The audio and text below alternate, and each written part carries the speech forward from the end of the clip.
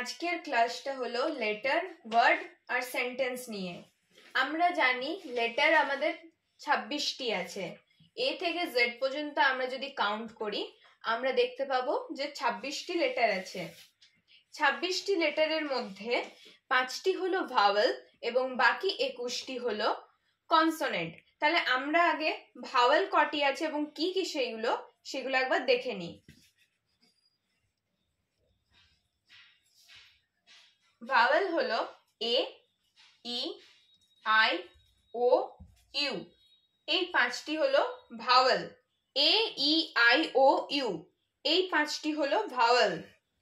আর তাছাড়া এই 5টি ছাড়া আরো যে কয়েকটি বাকি রইল, 21টি মতো যে লেটার বাকি রইল, সেই 21টি লেটার হলো কনসোনেন্ট।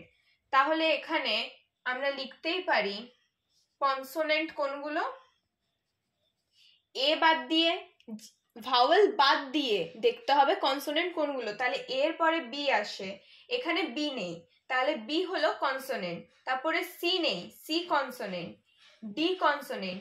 ই আছে, ই হলো ভাওয়েল, তাই জন্য ই কনসোনেন্ট নয়, ই ভাওয়েল। ই এর পর এফ, জি, এইচ, আই আছে vowel, J, K, L, M, N.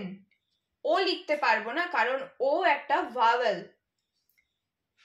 P, Q, R, S, T. U আছে, ইউ হচ্ছে 5th ভাওয়েল।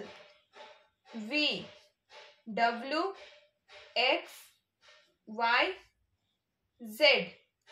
এই 21টি হলো consonant.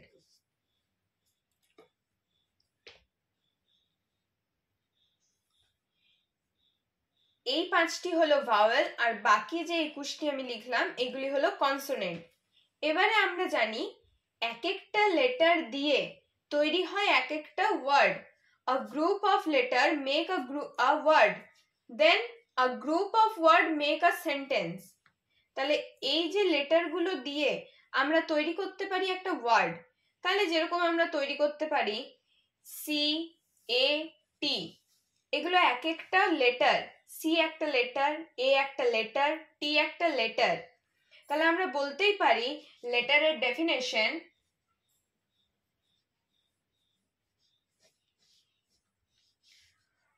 a group of letter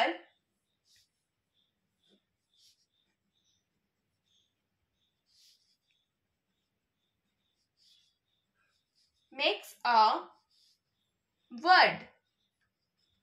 কারণ আমরা এখানে দেখলাম এখানে 3টে লেটার, এখানে 3টে ছাড়াও আমরা অনেক লেটার দিয়ে আমরা একটা ওয়ার্ড তৈরি করতে পারি। তাহলে একটা এক্সাম্পল দেখে নেওয়া যাক অনেকগুলো লেটার দিয়ে। যেমন আমাদের জাতীয় ফল হচ্ছে আম, আমরা এটা জানি বাংলাতে, কিন্তু ইংলিশে এটাকে আমরা ম্যাঙ্গো বলি। তাহলে এম, এ, এন, জি, ও।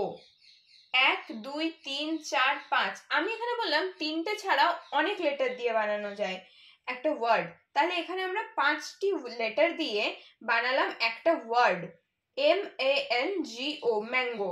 তাহলে এটা একটা ওয়ার্ড হলো। হ্যাঁ, এখানে আরেকটি খেয়াল রাখতে হবে, আমরা যে কোনো ওয়ার্ড দিয়ে বানাতে পারি না। ক্রনোলজিক্যালি যদি আমরা পরপর যদি ওয়ার্ডগুলো বসাই একটা ওয়ার্ড হবে না। যদি আমরা এমনি বসিয়ে দিই ABCDEF, তাহলে এটা একটা ওয়ার্ড তৈরি হলো না। একটা ওয়ার্ড তখনই তৈরি হবে যখন সেই ওয়ার্ডটার একটা মিনিং থাকবে, একটা মানে তৈরি হবে ওয়ার্ডটার। যেমন এখানে আমরা CAT, ক্যাট জানি, ক্যাট মানে বিড়াল, একটা পশুর নাম। এখানে যেরকম লিখলাম MANGO, ম্যাঙ্গো, ম্যাঙ্গো আম, আমাদের জাতীয় ফল। সেরকমই আমাদেরকে এমন ভাবে লেটারগুলো সাজাতে হবে, লিখতে হবে যাতে একটা ওয়ার্ড, একটা মিনিংফুল ওয়ার্ড তৈরি হয়, যাতে এটা আমাদের বুঝতে সুবিধা হয়। যেমন ABCDEFGH, এটা একটা ওয়ার্ড তৈরি হলো না। হ্যাঁ, এটা একটা গ্রুপ অফ লেটার হলো, but it's not a word.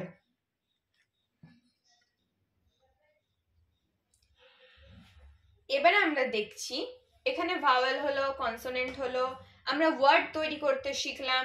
এবারে দেখব ওয়ার্ডটা আমরা সহজে অনেকেই পড়তে পারি না, বাচ্চারা অনেকেই তাড়াতাড়ি পড়তে পারে না। যেরকম আমি এখন পড়ে দিচ্ছি LETTER লেটার, ACNTENCE সেন্টেন্স, এটা পড়ে দিচ্ছি, কিন্তু একটা বাচ্চার পক্ষে এটা পড়া সম্ভব নয়।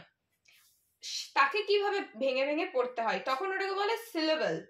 সিলেবল ভেঙে ভেঙে সিলেবল করে করে পড়লে পরে আমরা সহজেই পড়তে পারবো এবং সহজে বুঝতে পারবো, তাড়াতাড়ি আমাদের পড়াটাও মুখস্থ হয়ে যাবে। যেমন এখানে একটা সিলেবল নেই, CAT একবারেই বলতে হচ্ছে, CAT আমরা আলাদা করে বলতে পারছি না, কিন্তু এখানে দেখাচ্ছে MANGO, আমরা এখানে দেখতে পাচ্ছি দুটোর আলাদা অর্থ। এমন নয় যে প্রত্যেকটা ওয়ার্ডে সিলেবল রইতে হবে, বা প্রত্যেকটা ওয়ার্ডেই যে সিলেবল রইলেই যে তাদের যটাই সিলেবল হোক না কেন ওইটাতে যে মানে দাঁড়াতে হবে, এমনি কোনো মানে নেই। কিন্তু দেখছি এখানে মানে তৈরি হচ্ছে, MAN ম্যান, GO গো ম্যাঙ্গো। MAN ম্যান মানে মানুষ, আর GO গো মানে যাওয়া জানি, কিন্তু এখানে অর্থ হলো MANGO, এখানে সেই অর্থে হয় না। সিলেবল ভাগ করতে গেলে এখানে সেই অর্থে হয় না। MAN ম্যান, GO গো ম্যাঙ্গো মানে আম। পড়ার সুবিধার্থে আমরা সিলেবল ভাগ করে করে পড়ি, যাতে আমাদের পড়তে সুবিধা হয়। তাহলে আমরা এখানে কি দেখলাম, দুটো সিলেবল দেখতে পেয়েছি আমরা ম্যাঙ্গো ওয়ার্ডে। তাহলে আমি লিখি আগে ম্যাঙ্গো ওয়ার্ডটা, MANGO ম্যাঙ্গো। এখানে কটা সিলেবল পেয়েছি, দুটো সিলেবল পেয়েছি। MAN ম্যান আর GO গো ম্যাঙ্গো, আমরা এখানে দুটো সিলেবল পেয়েছি। তাহলে আমরা যদি লিখি এখন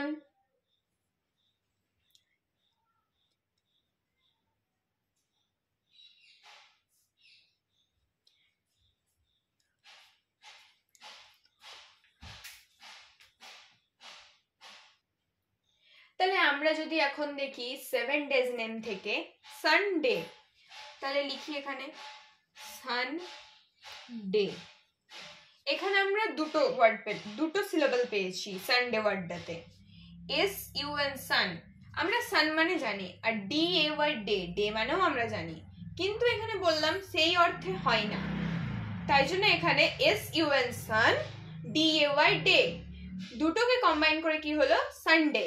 এরকম ভাবে সিলেবল ভাগ করে করে পড়তে হয়, যাতে আমাদের পড়াটা আরো ভালো হয়। আমরা এতক্ষণ দেখলাম, প্রথমে আমরা লেটার শিখলাম। লেটার হলো, আমরা জানলাম লেটারটা দুভাগে ভাগ হয়ে যায়, ভাওয়েল আর কনসোনেন্ট। তারপরে আমরা দেখলাম a group of letter makes a word, আমরা লেটারগুলো দিয়ে ওয়ার্ড তৈরি করলাম। তারপরে আমরা ওয়ার্ডটাকে কিভাবে পড়তে হয় সেটা জানলাম, সিলেবলের সাহায্যে পড়তে হয় সেটা আমরা জানলাম। এবারে আমরা দেখব সেন্টেন্স। সেন্টেন্স কিভাবে তৈরি হয় বা সেন্টেন্স কাকে বলে আমরা এখন কিছুই জানি না।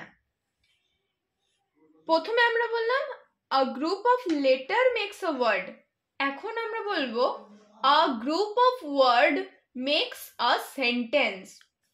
আমরা এখানে যেরকম CAT, MANGO, SUNDA সানডে, বা এই যে এখানে লিখেছিলাম GROUP group, WORD word, LETTER letter, example EXAMPLE example, এই যে আমরা এখানে এতগুলো ওয়ার্ড লিখেছি, এই ওয়ার্ডগুলো দিয়ে আমরা একটা সেন্টেন্স ফর্ম করতে পারি, সেন্টেন্স তৈরি করতে পারি। খুব সহজেই পারি আমরা এই সেন্টেন্স তৈরি করতে। আমরা যদি একবার এই লেটার বা ওয়ার্ড এই দুটোকেই ভালো করে জানতে পারি, তাহলে আমাদের কাছে এই সেন্টেন্স তৈরি করাটা কিছুই না। তাহলে আমরা প্রথমে যেভাবে লেটার তৈরি করেছিলাম সেইভাবেই আমরা লেটার থেকে ওয়ার্ড তৈরি করেছিলাম। লেটারকে তো তৈরি করা যায় না, লেটার থেকে ওয়ার্ড তৈরি করেছিলাম, সেইভাবেই আমরা এবারে ওয়ার্ড থেকে সেন্টেন্স তৈরি করব।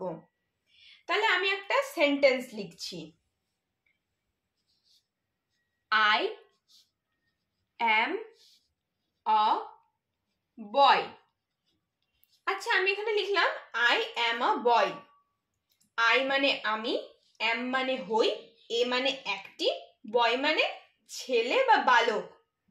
আমি হই একটি বালক, এটা যে লিখলাম এটা আমার ঠিক সেন্টেন্স, এটাতে একটা আমি মানে খুঁজে পাচ্ছি। কিন্তু আমি যদি এখানে লিখি কাউ ইজ আ বয়, এখানে কি এটা একটা মিনিংফুল সেন্টেন্স হলো? কখনোই না। এটা আমাদের মিনিংফুল সেন্টেন্স, কিন্তু এটা একটা কখনোই মিনিংফুল সেন্টেন্স হবে না, কারণ গরু একটি বালক, কখনোই আমরা তাকে কাউকেই বলতে শুনি না। আমরা কি জানি যে গরু হলো আমাদের গৃহপালিত পশু, আমরা জানি কাউ ইজ আ অ্যানিমাল। তাহলে আমরা যদি এখানে যদি বলা হয় আই অ্যাম আ অ্যানিমাল, তো এটা কি ঠিক? না, ওটা ভুল। সেরকম ভাবে এখানে কাউ ইজ আ বয়, এটা ভুল, এটা মিনিংফুল সেন্টেন্স হলো না। আমি একটা কথা বলেছিলাম যে একটা ওয়ার্ড তখনই ফর্ম হয় যখন লেটারগুলো মিনিংফুল হয়। লেটারগুলো মিনিংফুল ওয়ার্ড তৈরি করতে পারে, তখনই ওয়ার্ডটাকে একটা ওয়ার্ড বলা হয়, তাছাড়া একটা ওয়ার্ডকে ওয়ার্ড বলা হয় না। যেমন আমি বলেছিলাম এখানে যে এখন সানডে লিখেছিলাম, এটা সানডে, আমরা জানি সানডে মানে রবিবার। ম্যাঙ্গো, ম্যাঙ্গো মানে আম। ক্যাট, ক্যাট মানে বিড়াল। লেটার, লেটার মানে বর্ণ।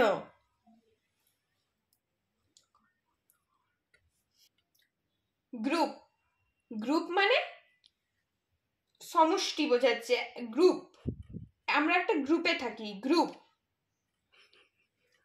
তো আমি যেরকম বলেছিলাম A B C D E F G H পরপর যদি আমরা বসি দিই, এটা একটা কি ওয়ার্ড, মিনিংফুল ওয়ার্ড হলো?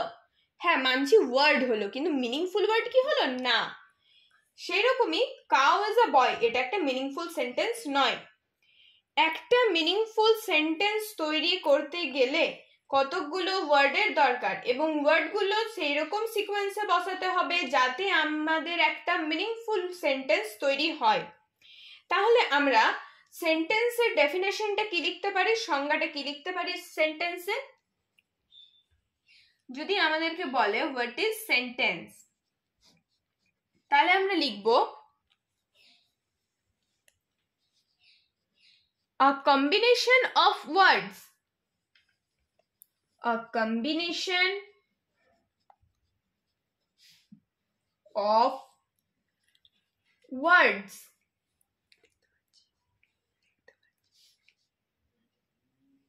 makes a complete sense। আমি যেটা বললাম মিনিংফুল হতে হবে, ওইটাই হচ্ছে কমপ্লিট সেন্স।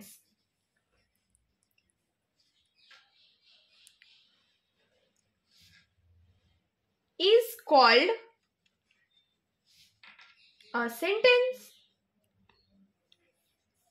তাহলে কি হলো, আমরা বুঝলাম যে a combination of words makes a complete sense or it makes a meaningful is called a sentence। তাহলে আমরা যদি এখানে লিখি the boy is eating a mango, এটা কি আমাদের মিনিংফুল হলো? আমাদেরকে এটা বাংলায় দেখতে হবে। দ্য বয় মানে ছেলেটি, ইজ মানে হয়, ইটিং মানে খাচ্ছে, এ মানে একটি, ম্যাঙ্গো মানে আম। তাহলে ছেলেটি একটি আম খাচ্ছে, এটা একটা মিনিংফুল হলো। তাহলে আমরা যদি এখানে বলি the cow is flying in the sky, এটা কি আমাদের মিনিংফুল হলো? না, গরু কখনোই আকাশে উঠতে পারে না। কল্পনা ছাড়া, কাল্পনিক গল্প ছাড়া গরু কখনোই আকাশে উঠতে পারে না। আকাশে একটি পাখি উড়তে পারে শুধুমাত্র, আর এখন টেকনোলজির সাহায্যে আকাশে এরোপ্লেন উঠতে পারে, তাছাড়া কেউ উড়তে পারে না।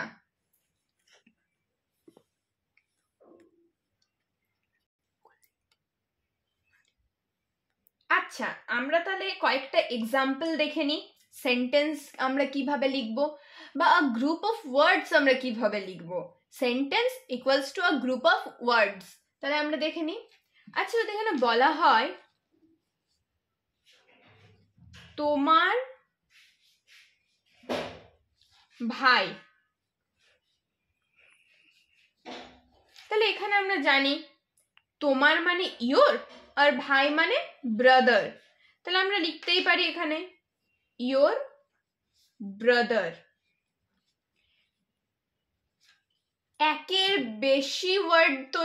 একের বেশি যদি ওয়ার্ড হয়ে যায় তখনই ওটা একটা সেন্টেন্স ফর্ম করে। কখনোই যদি একটা থাকে ইয়োর, এখানে ইয়োরটা একটা সেন্টেন্স নয়, ইয়োর ব্রাদার একটা সেন্টেন্স। তারপরে যদি বলে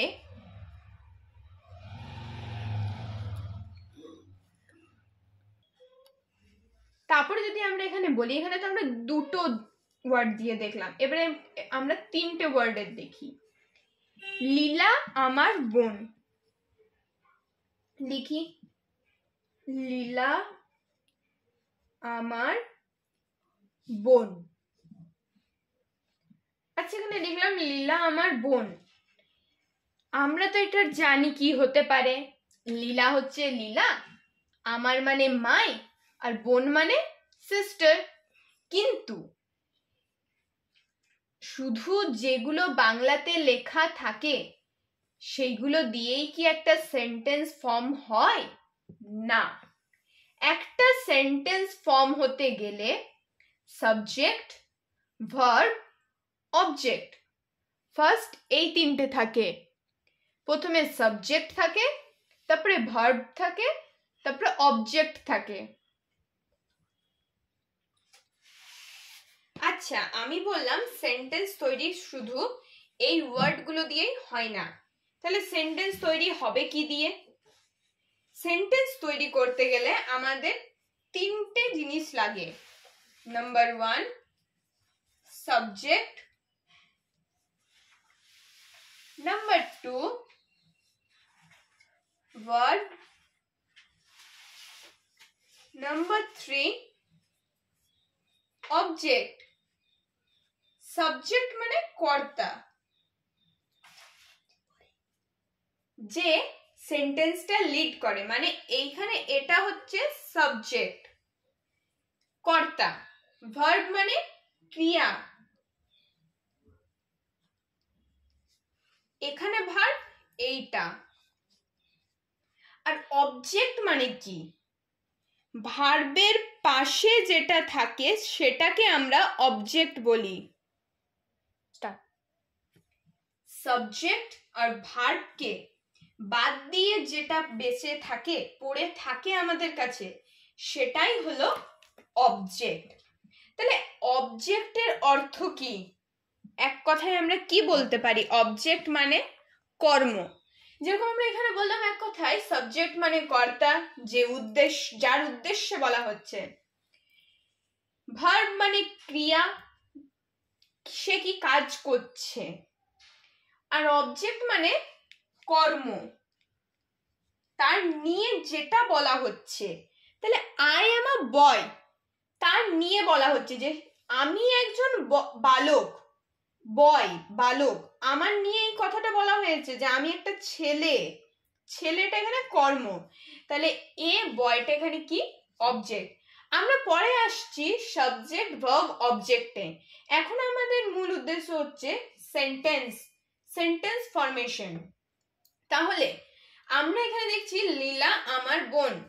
আমি এখন এখানে সেন্টেন্স ফর্ম করার জন্য আমি এখন শিখিয়ে রাখি, আই এর পাশে বসে এম, সবসময় আই মানেই এম বসবে, আমি, আই, এম।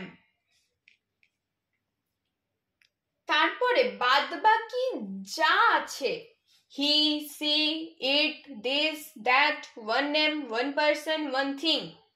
তাহলে আমি একবার লিখি, হি, she, it, this, that, one name,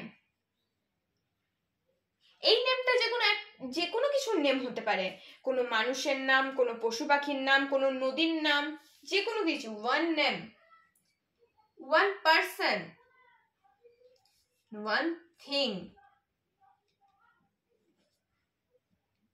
এগুলোর পাশে কি বসতে পারে? ইজ। এম মানেও হই, ইজ মানেও হই। এটা ছাড়াও বাকি রয়ে গেল you, we, more than one name,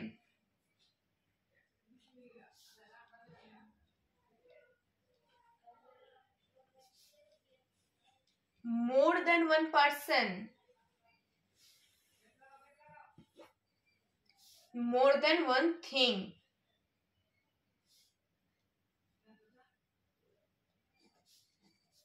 এইগুলোর পাশে কি বসতে পারে? আর। কারণ এম বসে শুধুমাত্র আয়ের ক্ষেত্রে, এটা বসবেই।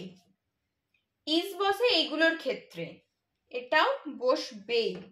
আর যখনই আমরা দেখব you, you are a girl, you are a boy, we are friends, we are classmates, we are soulmates, আমরা যখনই এরকম দেখব we, you, more than one name.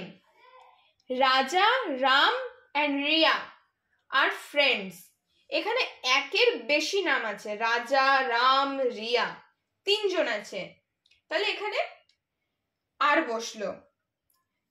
তাহলে এরকম যদি বলি Damodar, Bhagirathi and Ganga are the names of river, এলো নদীর নাম, তাহলে একটার বেশি আছে নদীর নাম, তাহলে এখানেও আর বসলো। একের বেশি থাকলেই আর বসে, একের কম থাকলে, আই বাদে থাকলে ইজ বসে, আর আই থাকলে আমরা জানি এম বসে। তাহলে লীলা আমার বোন, এখানে কজন আছে? এখানে প্রথমে আমাদের দেখতে হবে সাবজেক্টকে, লীলা, তাহলে লীলা একজন আছে, তার মানে ইজ। তারপরে দেখতে হবে আমার, মাই, বোন মানে sister, Leela is my sister. আমার বোন, এটা হচ্ছে অবজেক্ট, লীলা হচ্ছে সাবজেক্ট। আমরা বাংলাতে ইজের উচ্চারণ বা ইজটাকে আমরা বলি না, ইজ মানে হই। আমরা এখানে লিখতে পারি লীলা আমার বোন হয়, বা লীলা হয় আমার বোন, আমরা লিখতেই পারি, কিন্তু আমরা লিখি না। লেখাটা ভুল নয়, তবে আমরা লিখি না, শুনতে খারাপ লাগে। তা ইংলিশে বলতেই হয় ইজটা, ইজ না থাকলে একটা সেন্টেন্স ফর্ম হয় না। ভার্ব উইদাউট ভার্ব একটা সেন্টেন্স ফর্ম হয় না। আমরা পরের ভিডিওতে দেখব কিভাবে আমরা একটা সাবজেক্ট চিনবো, কিভাবে ভার্ব চিনবো, আর কিভাবে অবজেক্ট চিনবো। একটা সেন্টেন্সের মধ্যে মেন হচ্ছে সাবজেক্ট, ভার্ব আর অবজেক্ট। আমরা পরের ভিডিওতে দেখব কিভাবে সাবজেক্ট, ভার্ব, অবজেক্ট আমরা একটা সেন্টেন্স থেকে চিহ্নিত করতে পারি। আর তারপরের ভিডিওতে আমরা দেখব সাবজেক্টের আলাদা, ভার্বের আলাদা আর অবজেক্টটা আলাদাভাবে কিভাবে ইউজ করা হয়।